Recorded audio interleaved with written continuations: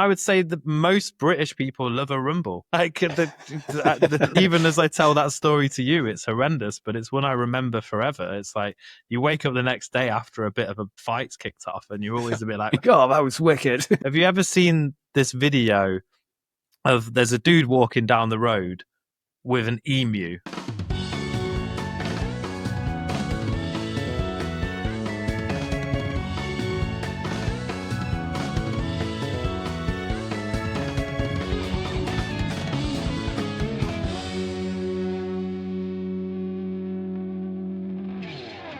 Ladies and gentlemen, boys and girls, welcome back to the Temporally Scripted Podcast. Prepare to be absorbed, astounded, awestruck, and indeed anglicised by today's topic, which is Britain. So pour yourself a refreshing glass of flat, warm beer, fill your favourite cup with mushy peas, and let's explore the empire. So, Mr. Jack Austin, I couldn't help but notice you seem to have a bit of an English accent there. Do indeed. Is that authentic, or do you just put it on to sound more intelligent? Yeah, well, I started off initially because I was teaching English out here 10 years ago, and you know, but then I realized they prefer Americans. But yes, I am from the wonderful British Isles with a half Scottish and half Irish in blood, but in birth I am from Portsmouth on the south coast of the UK. Very nice. And I noticed that you're not in the UK now. Is that right? That is correct. Yeah, I've been out of the UK for almost a decade now and pretty much call myself 50% Vietnamese at this stage. I've been in Vietnam for almost 10 years. It's quite a long time. Yeah. So what inspired you to leave the UK to begin with? Well, it's an interesting story. So I was working for a big corporation called Boots, or Walgreens Boots, which is like a big head office corporation in Nottingham. And I was quite career focused at the time. So I was working on moving my way through the corporate ranks, getting my 5% pay rises or 10% pay rises for taking on a ton more responsibility. In my late 20s and still not in possession of owning a house. And I was also quite partial at the time to going out, having nights out and drinking and taking cocaine, which is also quite common in the UK. And I was out on a work night out one night, dancing with a girl on the dance floor. And these two squaddies, which are army lads, decided to start a fight with me. They dragged me off the dance floor, punched me and kicked me and knocked my glasses off. And one of them was running over to kick me in the head. And as he did that, I hit him in the face with a glass bottle, and then his friend came over and I headbutted him. So long story short, I got charged with GBH and ABH, even though it was self-defense. And I went through a process of getting charged and through Crown Court for that. And eventually it was thrown out of court because they agreed that it was self-defense and that I hadn't just gone crazy and started on these two people. But by that time, I'd become pretty disillusioned with life in the UK. So I decided that I would go traveling, and I booked a flight to Thailand. And that's how I ended up out here. So my reason for leaving was a life-changing event that made me see the life that I was building in the UK as something different to what I thought it was. Interesting. Yeah. What about yourself? Right. It's hard to say in some ways. I think what had happened before I left?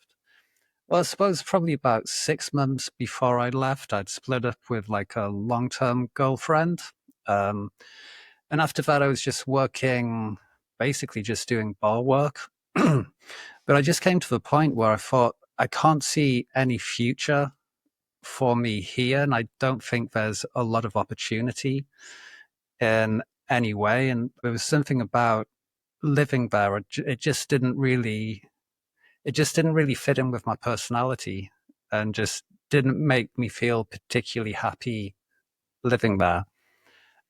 So yeah, I decided maybe what I could do is I could go to like Ibiza for a little while, go and do magic because I'm kind of a magician. We'll talk about that in another episode.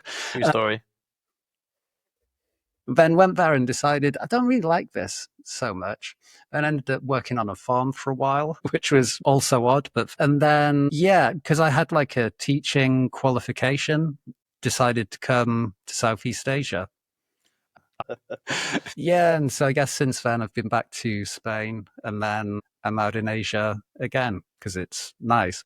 Yeah, because with COVID, kind of got trapped in Europe, which was Yeah. interesting because you had COVID, and then everything at the same time seemed to be getting more expensive and slowly worse in lots of different aspects.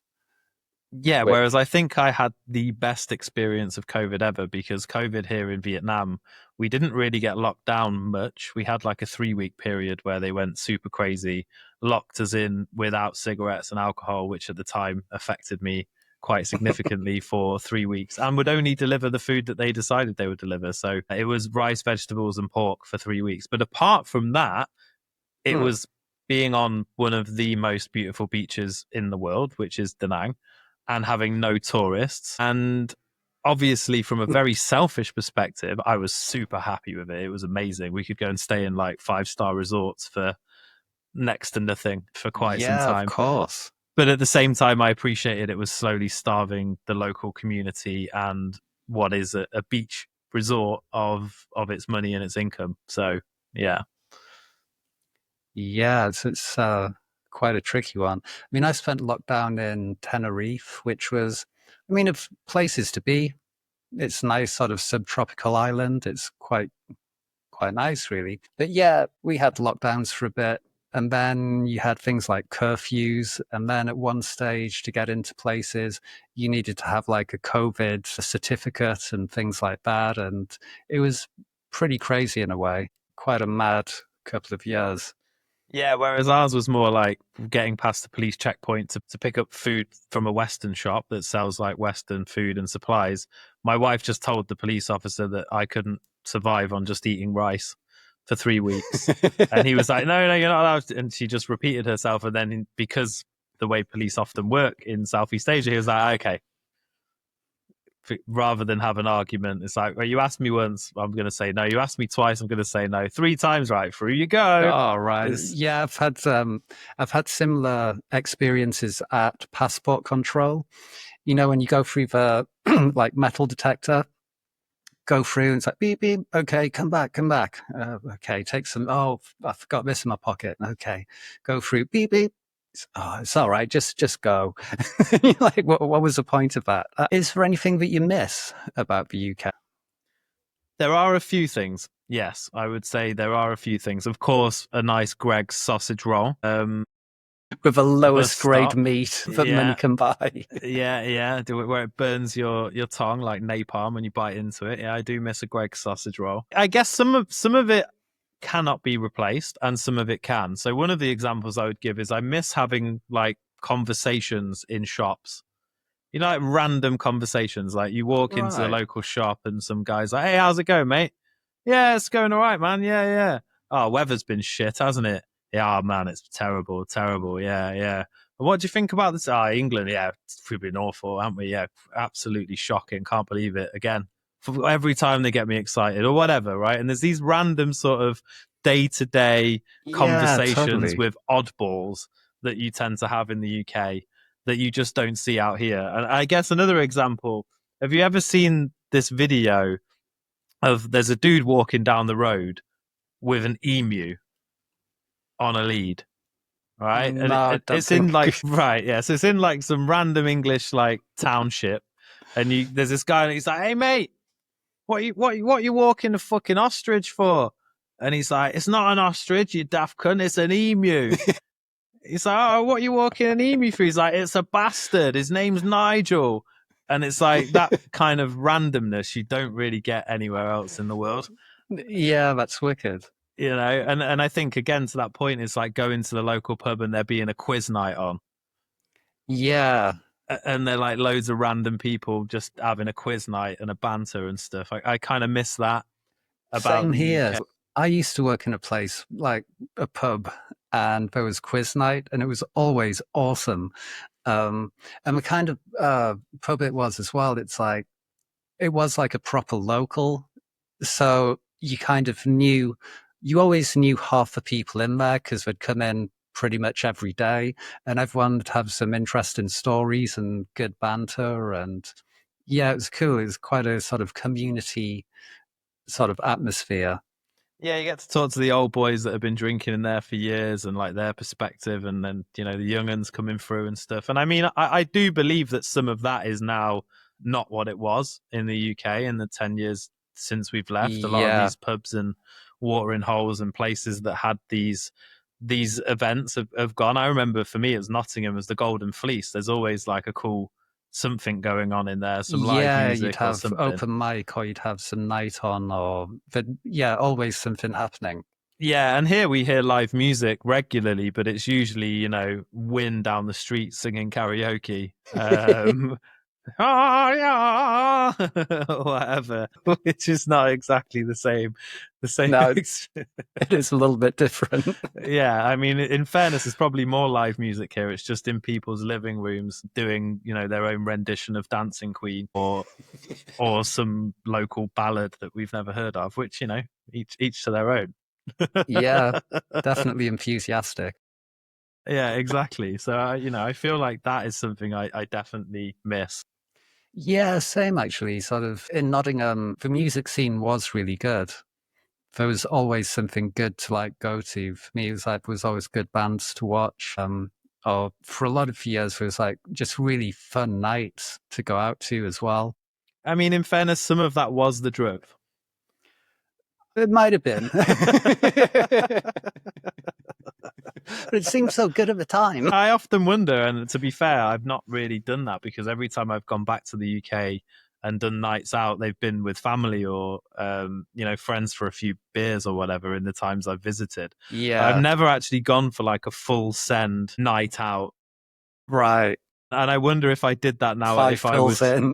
Yeah, I don't know if I'd enjoy it anyway. So maybe it's part of it is that in that 10 years that have passed, some of I that was thinking has about gone. this the other day. It is like I have different memories, and there's lots of good memories. If I could go back to that point as who I am now, would I enjoy them? It'd probably be kind of cool, but not as cool as it was back then because you just No, become a different person over time. yeah, sitting in someone's basement, chatting the ear off someone you met 30 minutes before, thinking that they're going to be your new BFF.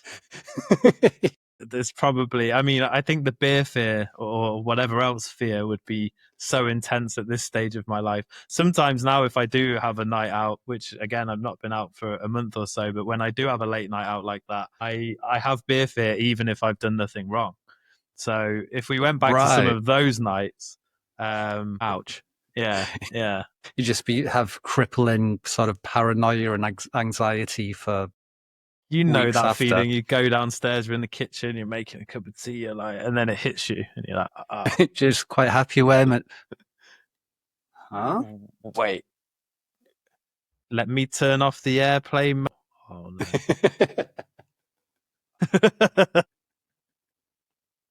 Yeah, kind of. I do know what you mean. And I also miss a really filthy chip shop sausage. Right. I've never been into that kind of thing. Yeah, like a big long brown, like Like battered no, or not just batter. No, no, that's wrong. Like, the only thing that's right. getting battered is, to be fair, we do like to batter things in the UK, and I did used to be a fan of a fritter cob. So we're showing where we're Right. from, which is Nottingham. A fritter cob, for those of you that are not British, is a big wedge of potato that's about, yay thick, deep fat fried in a sandwich. So it's carbs with carbs and carbs on it, And basically, grease. and grease and tomato ketchup.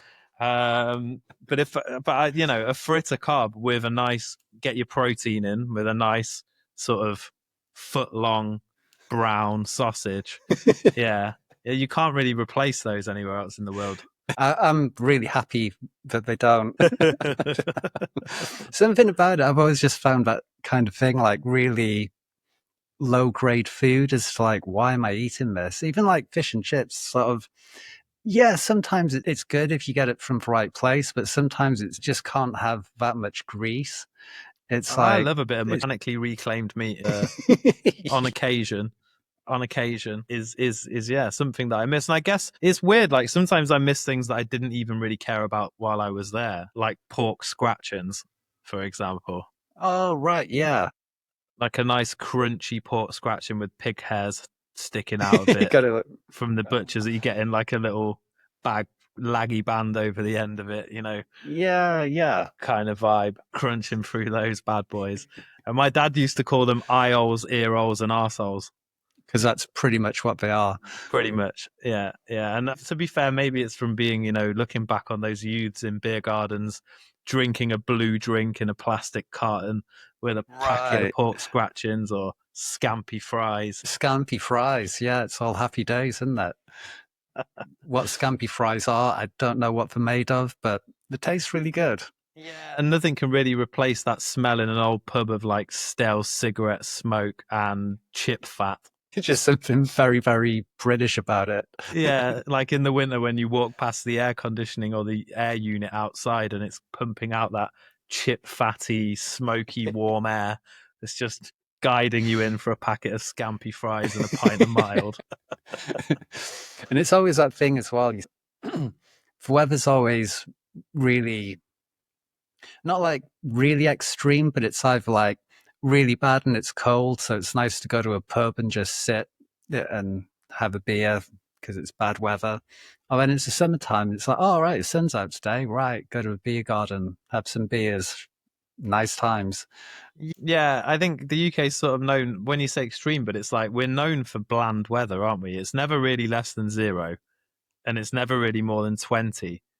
But we like to Yeah. discuss it more than any other nation there is on the planet. And I think what you've said there is also an interesting thing about British culture is there aren't many countries where they don't do anything when they drink.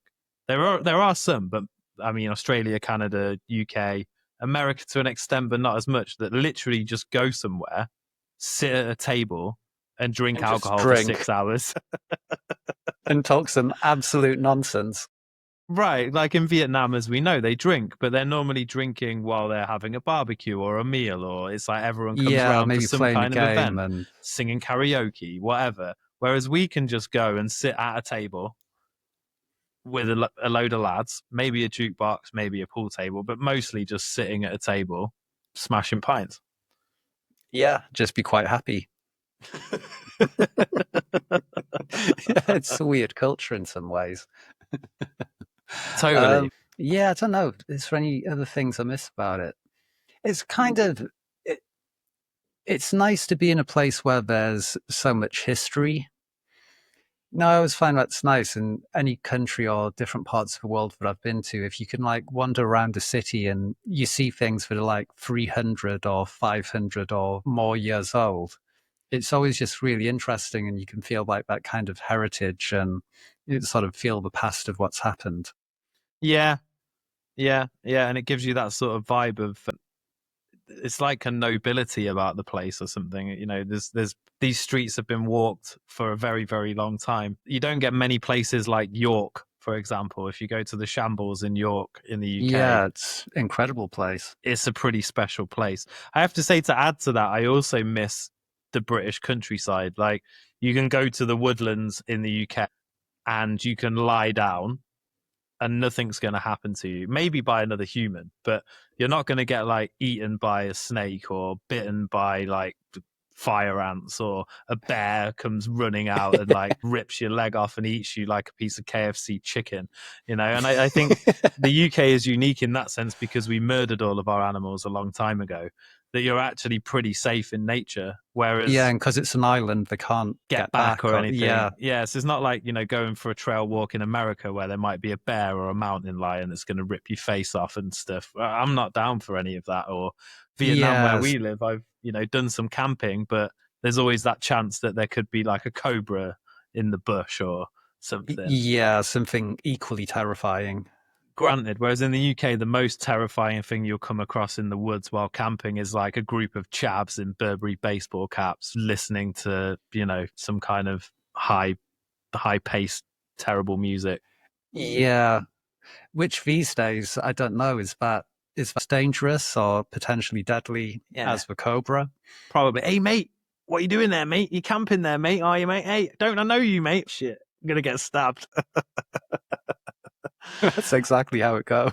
That does remind me again. I guess that moving on slightly into the things that we don't miss. I remember one night in my 20s, I was walking back from Nottingham city centre, and I decided it was about 5 miles from where I lived to Broxtowe, which is not known as one of the best areas. And to get there, we had to kind of cross forest fields, jump a little bit into the edge of Radford and Hyson Green, and then back to where we were. And we got into two altercations just walking home. And the first one Jeez. was, walking past a pub called The Maze, which is at the top of a place called Mansfield Road. Yeah. And we were coming over the top of the hill, and at the time I had long hair down to my shoulders, believe it or not. Yeah, at some stage I did have hair. And I turned around, this guy was like shouting at the bouncer for some reason outside Maze.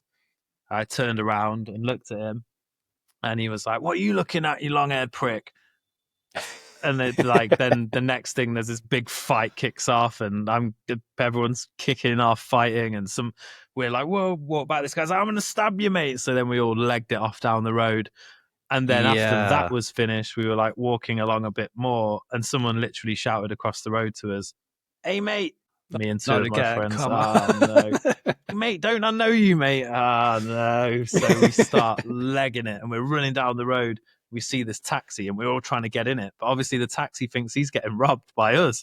So he's like, shit, he's driving off. So we like leg it and end up hiding in someone's front garden, holding a bit of paving slab each, like hoping we don't get found. And after 10 minutes, I'm like, right, lads, we're going to have to go. Let's go. If we see someone, we'll have to paving slab them. So we went down to the main road. It's Chinese New Year here. Well, actually, it's Lunar New Year. So if you hear the odd explosion in the background while this is being recorded, or me getting heart failure, that's why. So we came out, and then we saw these two coppers. So we ran over to these coppers, like dropped our bits of paving slab. Please, you need to get us home. We need to get us home. And they called us a taxi and got us home. Jeez. So I don't miss that. Yeah, I was going to say, actually, I watched some podcasts a little while ago, and we were talking on there about things in the UK. And one of them, for me, kind of put his sort of nailed it with this thing. He sort of said, well, do you ever feel in the UK there's this kind of like underlying tension? And it's like in a lot of places, it just feels like something's like tense and things could just kind of kick off at any time. And it wouldn't take much for someone just to like snap and things kick off. And I was like, yeah, I felt that in most places where I've lived in England, whether it was like back in Teesside or in Nottingham. It just felt like there was this sort of unease, especially at night. There's like a tinderbox, or if you're getting money out of an ATM, or if you never make the mistake of traveling by night bus, for example. Yeah. And I think it's fairly obvious why that is. We're a culture that has been bred for warfare for like the last 2,000 years or something.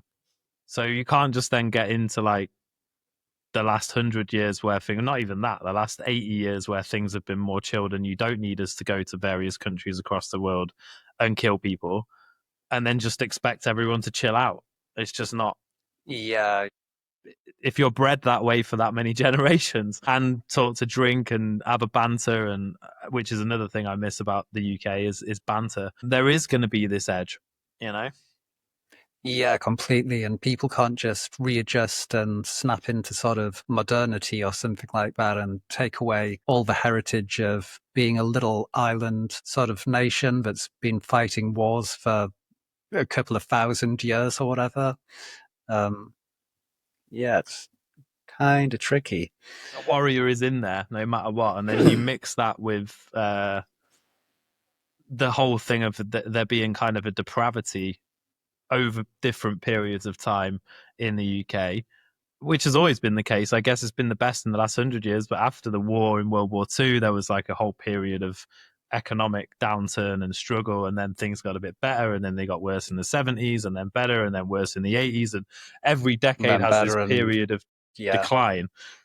There's also that, people respond to that, and that creates this kind of edge and this tension. And I would say that most British people love a rumble. Like even as I tell that story to you, it's horrendous, but it's one I remember forever. It's like you wake up the next day after a bit of a fight's kicked off, and you're always a bit like, "Oh, that was wicked! Wow, that was wicked last night, wasn't it?" Do you know what I mean? Because that's like in a lot of places, that's kind of the culture as well, isn't it? Sort of, oh, it's Friday night, cool, gonna go out, have 10 pints, get into a fight with someone. Knock And that's someone like, out.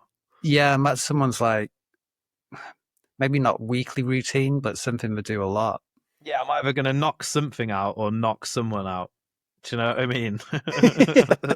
Because you have that point of a night as well where the lads that are out have got past the stage where they're going to pull, and they're not going to meet a woman and take her home, right? So, and then that's a real edgy point in the night. That's when you want to be getting out of the bars and into the nightclubs as well. Yeah. Like if you've ever been in a Yates's at like 11 o'clock on a Friday night, it starts to become a very dangerous place. It's, Yeah, yeah. So I don't really miss any of that, although I guess the lad in me does a little bit. yeah, I don't know. I don't know. I mean, yeah, thinking back to like Nottingham on like a Friday, Saturday night, if you go out in town, it's just so weird. You've got this kind of like, it's kind of like a mix between, you've got some cattle market, you've got sort of blind date going off, you've got some kind of UFC sort of thing going off in the corner, few homeless people on the floor asking for money. It's just, Coppers, overzealous yeah, bouncers. yeah, a lot of bouncers that will just be arseholes for no reason.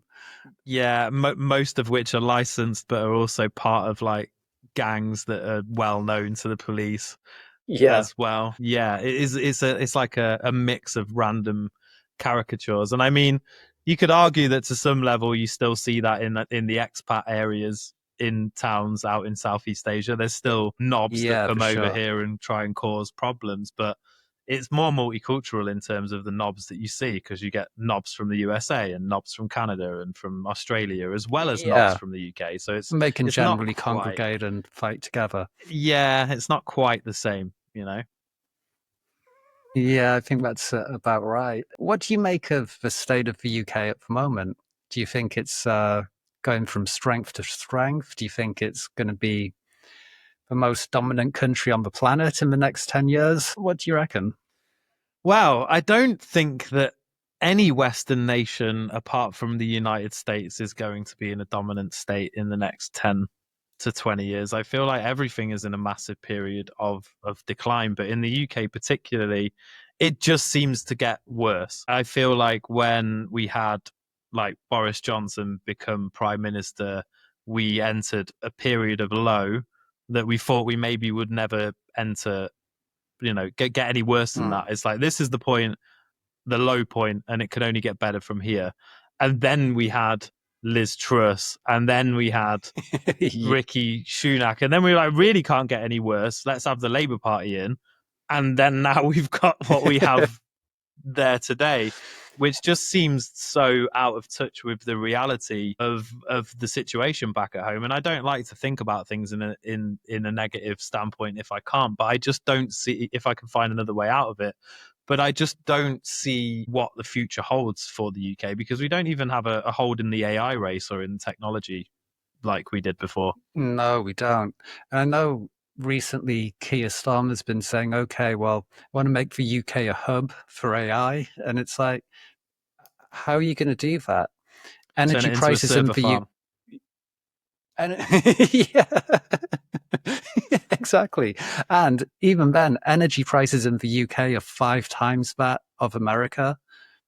So why would you set it up there? And then, okay, say you go over, you set up your AI company, and then you go, okay, well, time to pay tax. Okay, so the government's going to take half the tax, and it's just there's no motivation for people to set up businesses like that. Yeah. Yeah, well, who's going to come in? I mean, the difference is that if you don't come from the UK, you probably won't have to pay any tax That's because true. it's only the sort of thing that impacts people that are actually from the UK. And to be fair, that is no different in any other country. Countries, generally speaking, tax their own people much worse than they do anybody else that wants to come and do business in those countries because it's kind of how they keep the big money lie that we all live under going. Yeah, I don't see what the outcome is other than a full. We're almost like the equivalent. of football of Manchester United, right? Manchester United are full of players that are overpaid. They've got a big old stadium that's falling apart, and they just can't get out of it because they can't shift these players that are on ridiculous contracts out of their club. And what they Right. need is like a relegation to the next league and a total reset and a clear out and a start again. But Yeah. they're just going to carry on being mediocre enough to not have that happen, but And just get totally stuck in hamstrung. this loop, just Yeah, continuing. like totally I see what hamstrung you mean. by all of that. I mean, because I know that in 2024 it was around 10,000 millionaires left for UK. So and the UK was second in that list. So China had more millionaires leave, but China's a really massive country compared to the UK. And the thing is, as well, it's like with tax, it's the top 1% that pay 30% of the tax. So all of a sudden, because of the way it's so expensive to do business in the UK, and you drive out all these people, who's going to be left paying the tax? Who's going to have to pick up the tab? And it's just, instead of just saying, okay, and that thing with like energy being so expensive, that's all because of this net zero thing. Instead of having like really cheap energy that pollutes, we've just gone, okay, we'll get this really expensive stuff and somehow that'll fix things. Or I don't know. It's this really, it's just this complete mess. And all they're doing is driving people away. They're killing people in a way, making energy so expensive because you will have some pensioner that freezes to death. On top of that, if you have to pay loads for energy, the kind of food you're buying isn't as good. It isn't as nutritious. You're more likely to get sick or get other problems from the low grade food that you have to buy instead. So it's all these different things that has a knock on effect. And it Yeah, just, I don't know how or why they're running it like this, but it just seems insane. yeah, and I mean it's also the whole austerity thing, that every government has been guilty of because you can't necessarily spend your way out of these things. The whole austerity thing, it takes a long time for you to see the impact of your decisions in government, which is one of the reasons that having a 4 year, 5 year cycle of government doesn't really make any sense because the only objective that those guys have is to be re-elected, and they know they can only be re-elected to a maximum of 8 to 10 years if they get 2 terms, which is simply not long enough to make any lasting legacy or impact on Yeah. government. And it's a problem with all Western governments, which is why personally, I don't think there's anything too bad with a benign dictatorship, because at least with a benign dictatorship, they can make a 20-year plan, right? Yeah. Like they say Which is that exactly me, what China does. yeah, where they say me as a 37-year-old man or anybody as one human, one person or a family, right, should be making a 5 year plan and a 10 year plan. So if I should be making a 5 year plan and a 10 year plan, when literally like part of my daily routine is to like brush my teeth and go for a shit, right? Like I need a 5 and 10 year plan, but a country has a maximum of a 10 year plan. How does that work, and how can that ever make sense? So Yeah, it I think completely some of it doesn't. is deliberate, and it's about further indebting the country to private institutions, and the people that we see in politics are just people that are benefiting off of that. Yeah. And you get this strange thing where, so say someone will be prime minister or something like that, then they retire. Then all of a sudden they go on this tour where they go to different companies and they give a speech, and the company gives them obscene amounts of money. And it's almost like it wasn't a bribe at the time, but it's almost like they did something to help these guys. Then all of a sudden they getting paid crazy amounts for giving a speech at their company, and it's like that seems very corrupt. And it seems perhaps that goes on quite a lot. I could be wrong. I don't Yeah. know. No, I feel like if someone is only there for its population once every 8 years, I think the other part of it is people don't really help. And this is one of the reasons that personally I don't read the news or look at any of the news, which is why some of what I'm saying now is maybe out of date. And the reason I don't is because it's just nonsense. Like they Yeah, generally just take everything out of context in the news. They take one line and then they make it into a whole news story, and they do it on every angle just to get clicks. And it used to be bad when you had the news like 3 times a day on TV, but now it's 24 hours, like constant need for news. And it sucks people in, even intelligent people. Like my mum, for example, was out visiting here recently, and she said, "Oh, did you hear they've just made it legal for 9-year-olds to get married in Iraq?" And I was like, "That's that." Weirdly, no, I hadn't heard that. Like, what? What do you mean? So I'm like, I'm going to check this. So I just Google it, and it's like, oh yeah, some religious group, extreme religious group, has suggested that in their part of Iraq that they might want to make the legal age of marriage 9. So it's instantly been sensationalized and done in this kind of clickbaity kind of way. Because you've gone, okay, well, let's have a look at this story of what actually happened. But because you've done that, as you've been scrolling through, there's been adverts all the way along, and that's kind of what the newspaper gets paid for, and it's what Exactly. it's kind of become. And it's on all sides. So it's the same with the left or the right or whatever. They take quotes from people and they put them out of context. So it's not like it's even more heavy on one side to the other. And I believe that all of that is pretty much in cahoots because it's to create a confusion in the noise. Because there's so Yeah. much noise that people just don't even bother. And then these people are the same people who are voting in governments. I personally believe that most people, including myself, are not intelligent enough to decide who should be in power politically. Yeah, I mean, that was one of the things in the UK when there was like the Brexit referendum. And it was this thing of like, well, what do you think? Which way should you vote? And I'm looking at it going, I'm not the smartest guy in the world, but I'm probably not the dumbest. I don't know what to think. I don't know if this is a good thing or not. I'm not an economics professor. I haven't read about European law. I don't know any of this stuff. Why are you asking the general population to vote on this? Because no one is educated or qualified enough to do so, or very few people. It's like a tiny percentage of a population. Yeah, and it's just simply, in my opinion, to divide people and make people angry with each other. And I think Which it that did. is, yeah, and that is now even more of a fever pitch problem because basically we don't have anywhere to converse with people that have different opinions to us anymore And because mhm, because like, social media. Yeah. Anyway, yeah. carry on.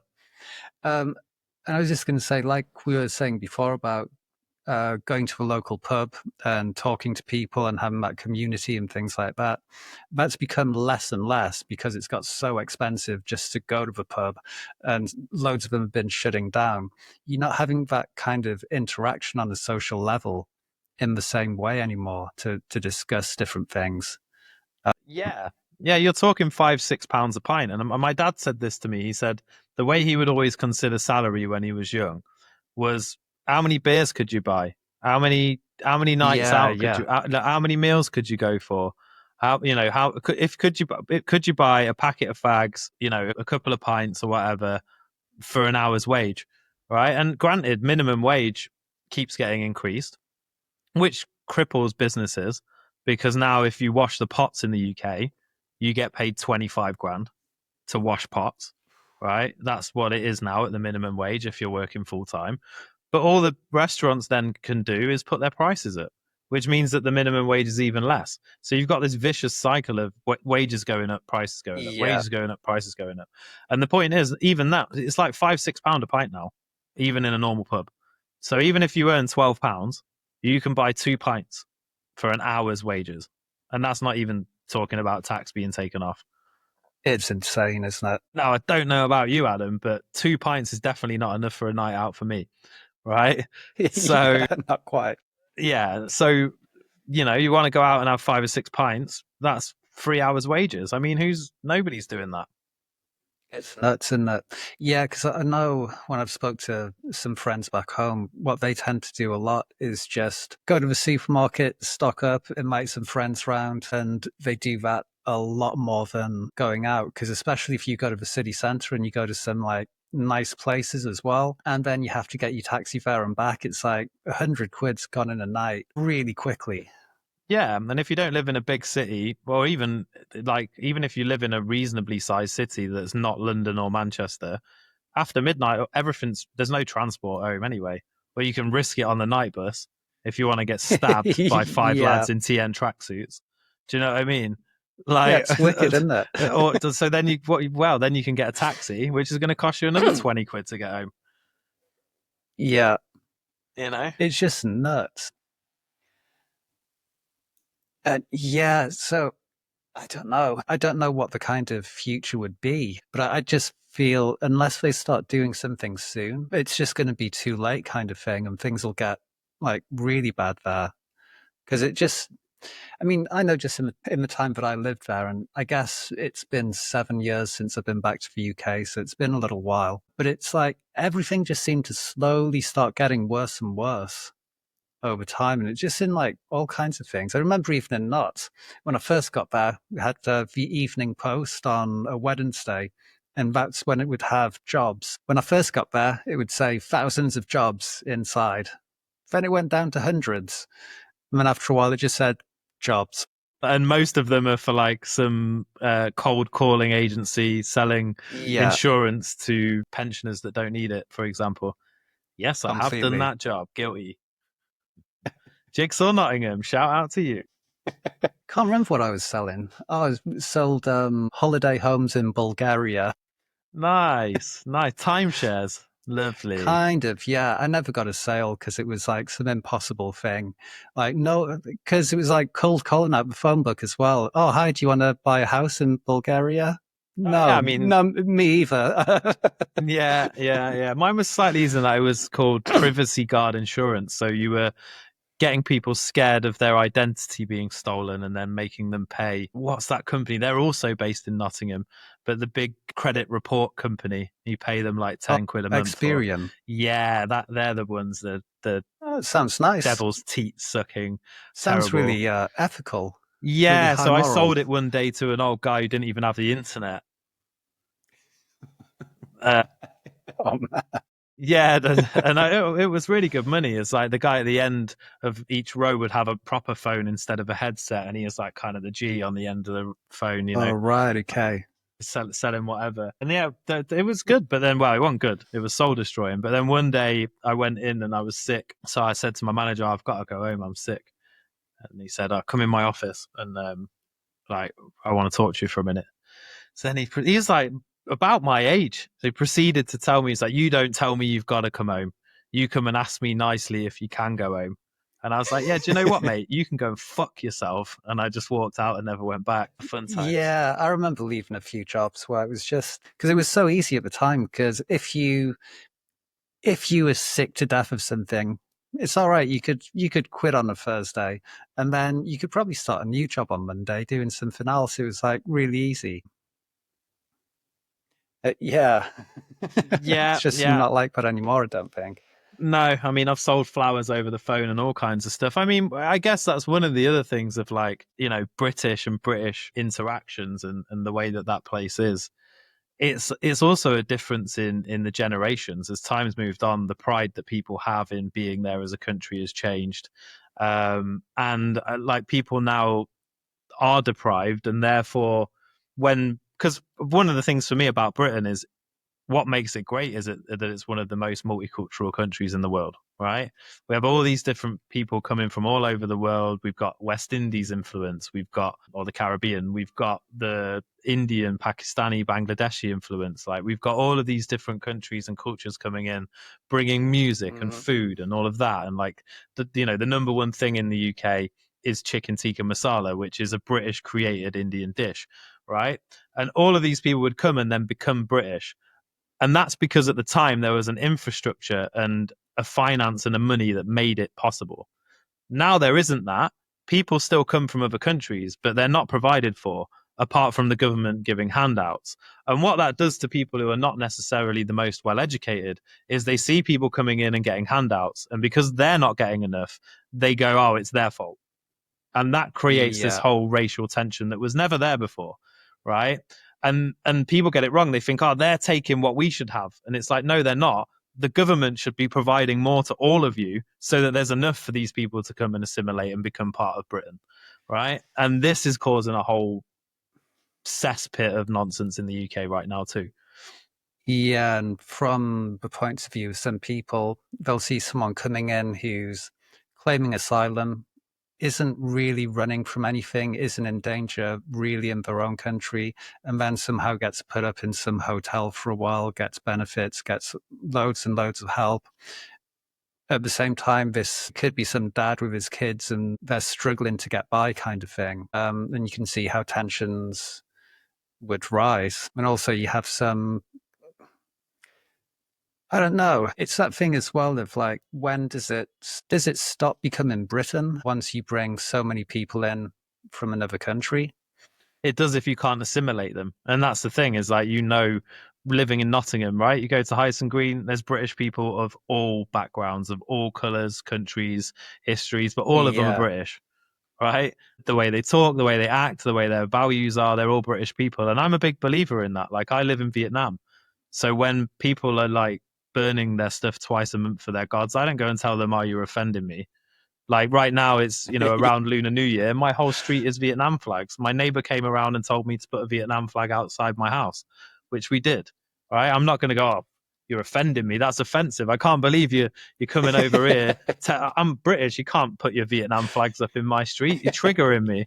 Right? That's just I can't, and I wouldn't do that because I live here. And that's their culture. The same way we joke and we complain about karaoke, but I won't go around and say, stop expressing yourself in the way that you feel Yeah, for sure. is you expressing yourself, because that's don't live here then. And I feel like that is also being lost because of the volume, but also because of the lack of support, and there isn't enough for people to do in the UK already.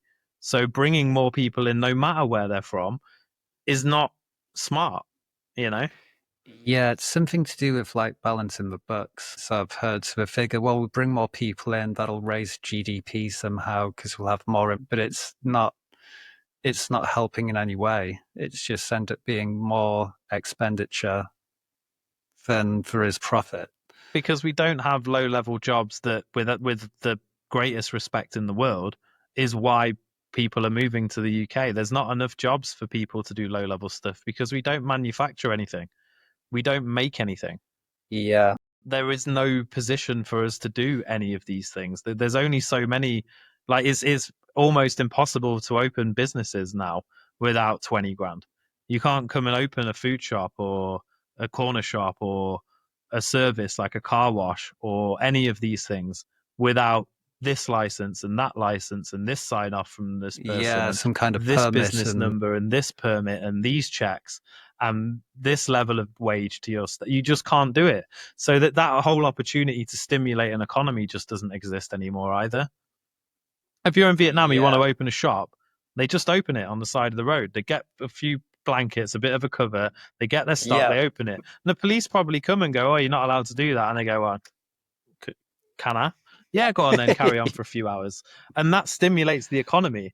And the problem with development and getting to that point where everything is, like that, you probably in some ways the growth industries become the government agencies that are controlling this beast that they've created that doesn't Yeah. need creating. So I Like, remember hearing in like America, I can't remember how many years it was over, but it was like every year there was like another two government agencies being opened, and it just becomes more and more. So eventually, it's like in a lot of socialist countries where you end up with half the people being employed by the government. It just sort of ends up like that, and oh, there's more things need like rubber stamping or whatever, and it just grows into this sort of mess. yeah, yeah. I was looking into it the other day because I know obviously Vietnam has had a meteoric rise in terms of its development over the last 20 years. And I think in the early 90s, it was like 50% of the population here was in poverty. And now it's 5%. And that got me really interested. I was like, oh, I wonder what it is in the UK. So I looked into it and I discovered that one, they don't use the word poverty in the UK anymore. They've rebranded poverty. Good. right? So now it's called like financially challenged, something random. I can't remember exactly. I wish I could, but it's like, low income restricted. Something Income Orwellian. restricted, I think is what they call it. Yeah, income restricted. And it said that before housing costs, 14% of the UK is income restricted. After Wow. housing costs is 18%. So that paints a picture. It does. And that's going to cause more and more trouble over time. You're going to have Exactly. more of that uh, like disparity between the rich and the poor people blaming all kinds of people. Exactly. So I think it's a pretty grim picture of the future. And I think just to go back to that point of like our international standing, I feel like people do see us as a bit of a joke these days. But it's also, again, to use the same reference, it's the Manchester United effect, or now the Man City effect. If you're the best, everybody wants you to have you wants to see your downfall. And now the UK is having Yeah. its downfall, or has had it. Because to be fair, this started after World War II with the whole Britain being on its own fighting against the Nazis, while America stood by and watched it happen for as long as they possibly could before joining the war. And then having to side with Stalin because Stalin was the other superpower. So Britain's global control was taken away after World War II. And this is just what was going to happen anyway after Yeah. that. Yeah, I guess so. I mean, I can see that thing of like a bit of a laughing stock. So, do you remember when there was like Liz Truss and some paper did that thing? Who's going to last longer, Liz Truss or the lettuce? Yes. Yeah. And the Well, lettuce did win. yeah. Well, I was in Spain at the time, and loads of people knew about that, and they all found it really funny. And it's like, oh, ¿qué tal la lechuga? It's how's the lettuce? And again, but just a scapegoat of the media. I'm sure in terms of politicians, she's as good as the rest of them, which is not very good because Yeah. I personally believe they are all parasitical. And also, I mean, say what you have at the moment is like Keir Starmer, who he didn't get there on merit. He just got there because everything was so bad under the Tories. People had just gone, okay, well, let's have Labour for a bit and see if Yeah. it's any better. Let's have this guy that was in charge of the Justice Department while Al Fayed was fingering all his floor staff and getting away with it. Yeah, completely. Um, it's not looking good. They kept that one quiet till he died. It's kind of funny with Starmer as well because you had like there's been like good memes and names. So you had like what was it, free gear Kia because he was getting loads of stuff for free from like some party donors and they were buying his wife's clothes and things like that. Then you had two-tier Kia because it was like, yeah, if you said anything bad about one group, you're off to prison. But the other way around, yeah, He's gutted he has no such a rhymable consequences. name, isn't he? He's proper gutted. I did find that quite hilarious as well because what his answer to that was like, oh well, if I went to watch Arsenal without taking my free box tickets, it would cost the taxpayer a lot more money. And I'm like, I know people Wow. say work-life balance, mental energy, everyone needs a break. You need a, mental health day or whatever. I don't believe that applies to Prime Minister. I think if you need to have a day off to go and watch football, you should not be the leader of a country. It's just not, no, Yeah, right? No, you shouldn't. You shouldn't be allowed a day off in that level of job and position, right? because it's Can you imagine telling responsibility. Churchill, "Oh, do you want a day off this week, mate? You're a bit tired." He's going to be like, "Are you fucking having a laugh? Go on a day off." Yeah, because he's the most patriotic man doing the most patriotic job possible. And Ever the it's last like, proper leader we had. maybe. Did you ever see the Keir Starmer thing where it was with the sausages? No. Right. So he was giving this speech, and like Hamas have a load of hostages, and we demand that Hamas release the sausages. It's just really funny. I think Paxo or something should do that as an advert for their next. Yeah. Maybe that's the line of work for him when he loses to Farage in 3 years' time. Yeah, which will probably happen, I think. Yeah, yeah. Well, there'll be an episode in the pipeline for that when that time comes for sure. I might be a guest by then. Who knows? Yeah, absolutely. Yeah, yeah, yeah, yeah. So I guess this brings us to the question of would we return to the UK, Adam? I don't know. Maybe if something happens and all of a sudden there's universal credit and everyone's really happy and AI runs everything, And they still drag probably it not. sort of, yeah, and they drag it sort of down next to the Canary Islands to improve the weather a little bit if AI can figure that out.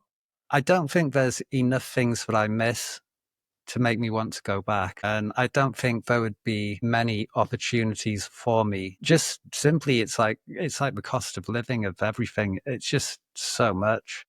Yeah, I yeah. just don't see a reason to return, really. And it's grim.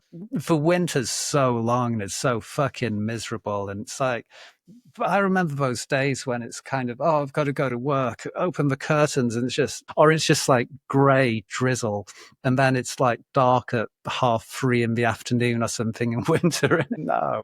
Everyone's got a vitamin D deficiency by mid-January. Just at the same time, everyone runs out of money because they got paid early in December and they won't get paid until the end of the month. Yeah. Yeah, no, I mean, for me, I think I will only return to take up the seat in number 10 Downing Street at some Right. point in the Okay. future and lead, but if there's an opportunity for me to lead some kind of revolution, then I might be tempted away from my tropical paradise that I currently live in.